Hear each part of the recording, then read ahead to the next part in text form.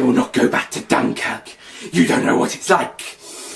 The bombings, the torpedoes, all the merciless killings. Look, that's what it's done to me.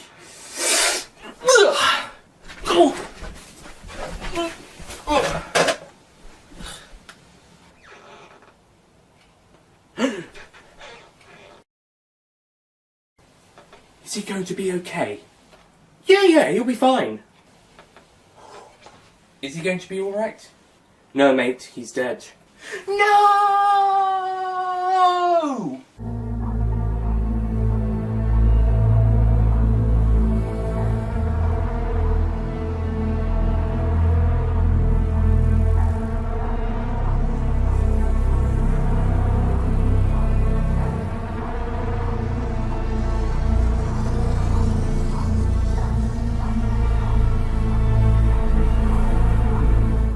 New map update. I have a map of the European Union as it was in 2007. Unfortunately, in a few years' time, this map will lose this country. Our country. Thank you very much, Brexit. And now, on to the review. Hello ladies and gentlemen, Nick here, and welcome to my review of Dunkirk, the latest Christopher Nolan film. Now, confession, I have not seen many Christopher Nolan films. I've only seen the Dark Knight trilogy, though we do have Inception and Interstellar on DVD. So we'll probably see those at some point in the future. But my goodness, Dunkirk is brilliant. Oh yeah, those were only 5 of his. It's 8, 9, I think. If Dunkirk is it 8 or 9? I'm not sure. I have to check. And which one is Dunkirk? Is it the 8th, the 9th, whatever? Well, I've certainly seen 3 of them, and probably see another 2 in the future. I've seen 4 of them, including Dunkirk. And yeah, it is blooming brilliant. It just looks so spectacular. Scenes on the beaches look so well done.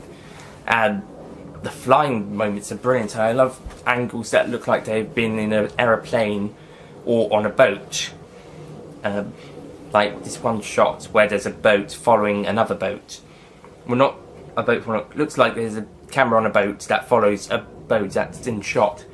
And also some instances of a camera like in a plane where it's following other planes. I thought the acting was great from all sides, and it was easy to invest in the characters without much development, though some backstory or development would be needed or necessary for some of the characters.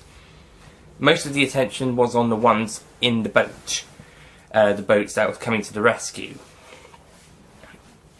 And apart from some, such as one of the ones in the boat, it looked, we didn't really get many first name instances. I think the one on the boat, George, was probably the most notable. And there was 1 or 2 others jotted around, but there wasn't really many outspoken, full-on mentioned names.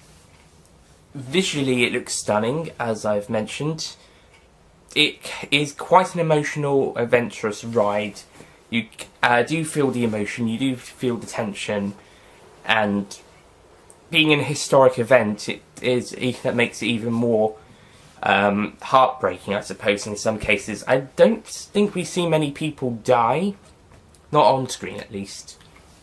Maybe a odd few. Certainly get quite a couple at the start being mowed down by the Nazis as they're trying to escape through the town of Dunkirk, and a few more get bombed on the beaches.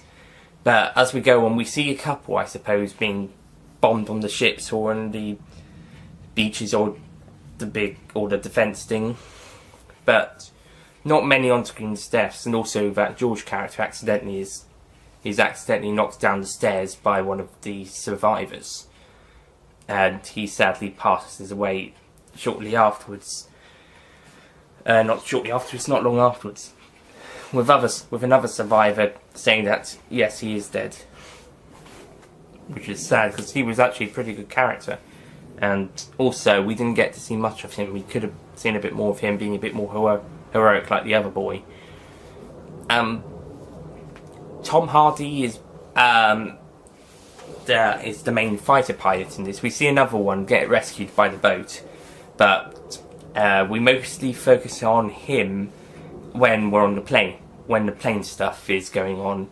And it's a shame that he gets captured at the end by the Nazis, but at least he's alive. I was worried he was going to die. I was hoping he would survive and get back to Kenneth Branagh's character and some of the others, as Kenneth Branagh and one other guy stayed behind to help the French. But no, he was captured by Germans. There's also a Dutch character in this who makes an appearance. I don't know if he survives or not. There was definitely one person in that boat who eventually died. Could have been one of the other Brits. Could have been the Frenchman. And yeah, it's just quite a visual yet emotional spectacle. It's visually stunning, but emotionally it does tug on the heartstrings. And there was a great shot of the Spitfire flown by Tom Hardy's character flying over the beaches. It does look a little fake, like it was on front of a green screen or animated, but it symbolises how it's a great symbol of the rescue, of the great rescue evacuating Dunkirk, and the struggle everyone had to go through. And the shots with all the boats coming to the rescue, again symbolising this momentous occasion in history. Not just British, but French, German, European. Mostly British, though, because it was British soldiers, and possibly French, because it was on their beaches. So yeah, it's just a brilliant movie. There are some instances where it does look like, yeah, they've done some stuff on the green screens, particularly in the flying scenes. Although, when they're on the beaches, I always believe they are on location. It's when it's more in the boat or in the air that they probably use a studio or screen, especially on the lower deck. Though it does feel tight enough to be an actual lower deck. Yeah. Also, apparently, the English Channel is very big. It's gone bigger all of a sudden. It feels like an ocean. I know it's the sea, but it's only 22 miles between Dover and Calais. And I don't think Dunkirk's that far from Calais. I'm going to have to double check that. I know the guys from the boat that we're following are coming from Weymouth in Dorset. But it's France, it's not America. It probably takes a little bit of time, but I don't know if it takes that long. And the planes, they seem to be taking quite a long time to get there. Only one of them makes it. One shot down, the other one, well, both were shot down, but I think there's only one survivor of the two. Yeah. And one bit of tension that is brilliant is whenever the German bomber, or bombers, are flying over the boats, trying to bomb them. That is pretty tension. And especially when you've got the characters from the beaches that we've been making a main focus on throughout the story. Whenever they're on it, or later on with the guys on the boat that were from Dorset that we're following, it can be pretty tensionous, and that's why we're happy to see Tom Hardy and the other survivor, and also the other, the surviving pilot and the not so surviving pilots. Whenever they shoot down a German aeroplane, it always feels more of a victory, and always a good moment. So yeah, Dunkirk. It's a brilliant film, very British patriotic, and supporting the French as well, I suppose, in some moments. And it shows how whatever struggles we would go through, we would never give up. We would always proceed, persevere, and we would survive, and to live to fight another day. So yeah, that was Dunkirk. I'm going to give it 9 out of 10.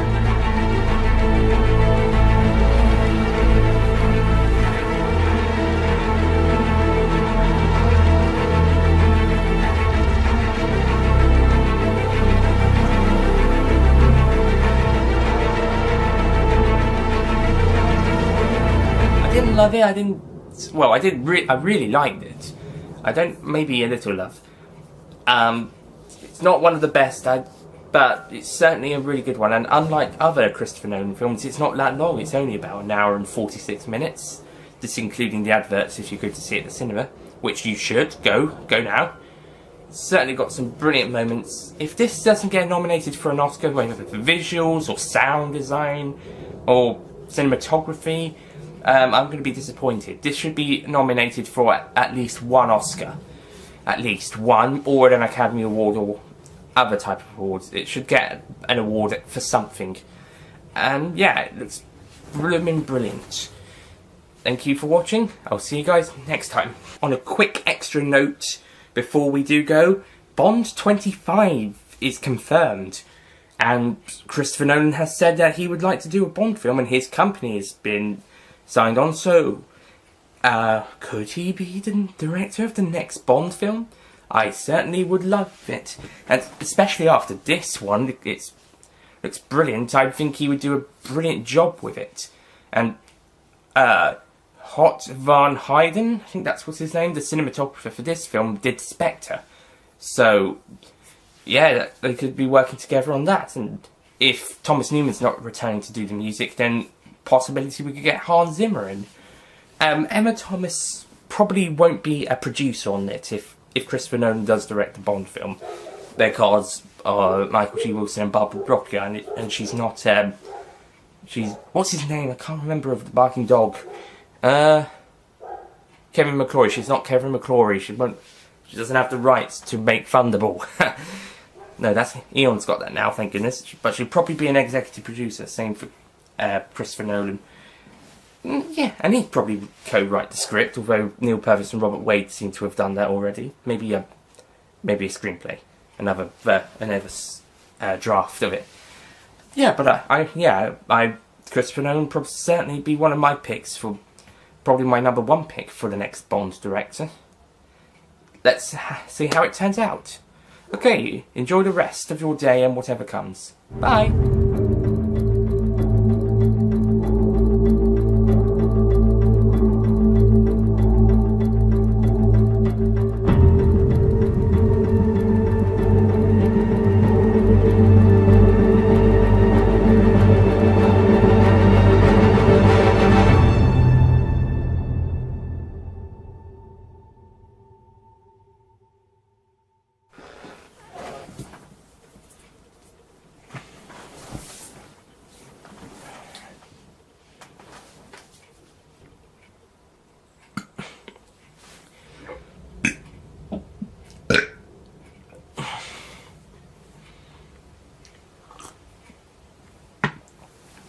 Mostly British support shows how the power of British ingenuity, whatever.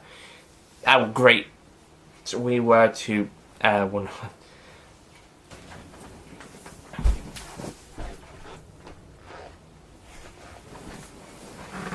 an Emma Thomas probably won't be the producer on it. She might be an executive because of the Michael G. Wilson and Barbara Broccoli. Oh, fuck's sake.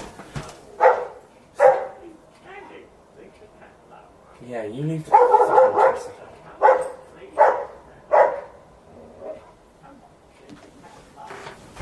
Sorry about that. There was a bloody dog barking at a cat again. Something like this happened. It's still doing it.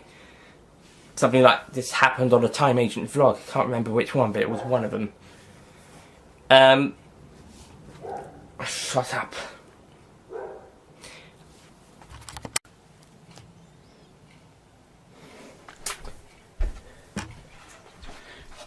I will not go back to I will not go back to Dunkirk. You don't know what it's like. The bombings, the torpedoes, oh, the merciless killings. Look at what it's done to me. You son of a bitch. This is supposed to be emotional.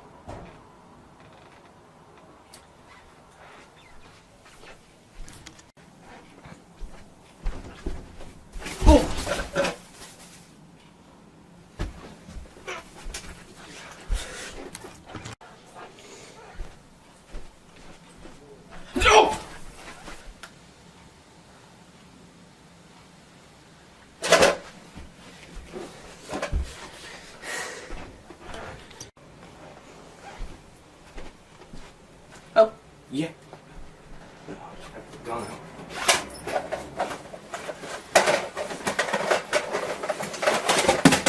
Oh, damn it!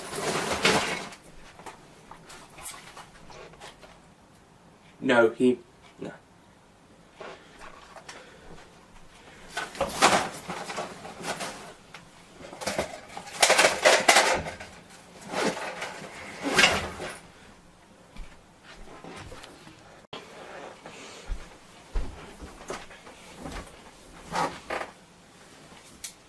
Is he going to be alright?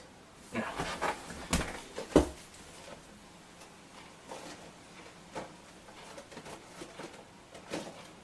Stay up. That's